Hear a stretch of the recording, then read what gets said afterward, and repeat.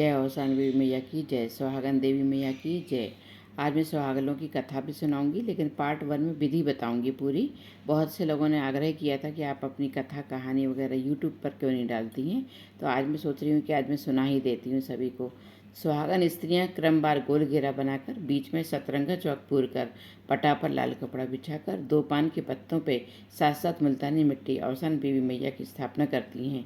उनके स्नान मतलब पान के पत्ते से पूरा ऐसा स्नान करा दें, उनको माहौल लगा दें, हल्दी रोली कलावा चढ़ा दें सब लोग। फिर इसके बाद उनको चढ़ाने के बाद फिर अपने खुद के पैरों में माहौल लगाती हैं, टीका खुद लगा लेती हैं। पटे पर ही पूरा सुहाग का सामान रखकर फूल, अक्षत, गुड़, चना, पान, मिठाई के डिब्बे रखकर कलश दिया प्रज्वलित करते हैं।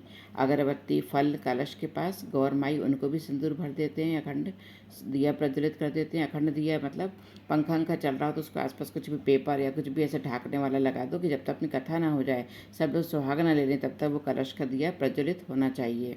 उनको भी सिंदूर भर देते हैं। अखंड दिया प्रज्वलित करके सबको गोदी में गुड़ चना अपनी गोदी से उनकी गोदी में मीठा देकर, फिर इसका तो 7 चने सब लोग हाथ में लेकर छील लेते हैं, छिलके उतार देते हैं चने के और अपने हाथ में ले लेते हैं। फिर कथा सुने और बोले नहीं, तब तक नहीं बोले जब तक कि कथा के बाद चुपचाप मीठा खाना लेवे और अपने हाथ ना धो ले। फिर से हाथ धोकर ही फिर से दोबारा फिर सुहाग लेते हैं।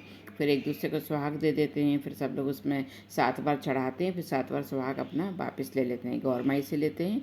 और सन बीबी मैया की जो अपन ने स्थापना करी है मुल्तानी के डल्ले रख के, उससे सुहाग लेते हैं। तो हमेशा क्या होता है, किसी को पता रहता है किसी को नहीं पता रहता है कि आप सीधे हाथ से चढ़ाएंगे और उल्टे हाथ की छिंगरी से अपनी चुन्नी का कोना पकड़कर 7 बार सुहाग लेंगे उल्टे हाथ से, फिर सीधे हाथ से चढ़ा देंगे। जब आप चढ़ा देंगे तो फिर अगला जो भी सुहाग लेगा उसको वो चढ़ा हुआ मिलेगा, फिर वो चढ़ा देगा, है ना।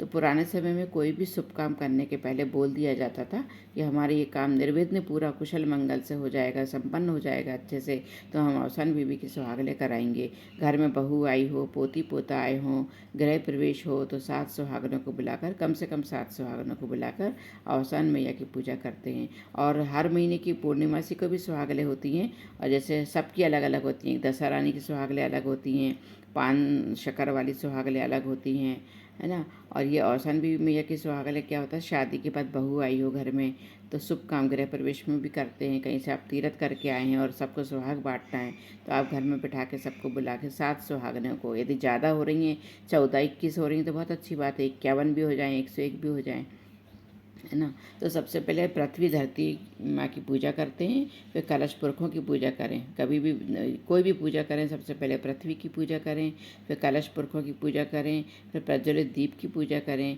फिर गौर माई की करें। वो गौर माई वहीं कलश के पास रख देते हैं अपन, गोबर की बना के उसमें गोल घेरा बना के उसमें सब सुहाग सिंदूर भर देते हैं, ताकि सभी लोग उसमें से सुहाग ले लें, है ना। फिर सभी सुहाग सामग्री की पूजा करें जो अपन पटे पर रखते हैं, तो सब में जल छिड़क के फूल छिड़क दें, चावल अच्छा छिड़क दें। और शाम को 6 बजे तक पटे का गुड़ चना सब स्थापना जो अपन ने चढ़ाया है सभी लोगों ने, वो विसर्जन कर देना चाहिए पान वगैरह रख के।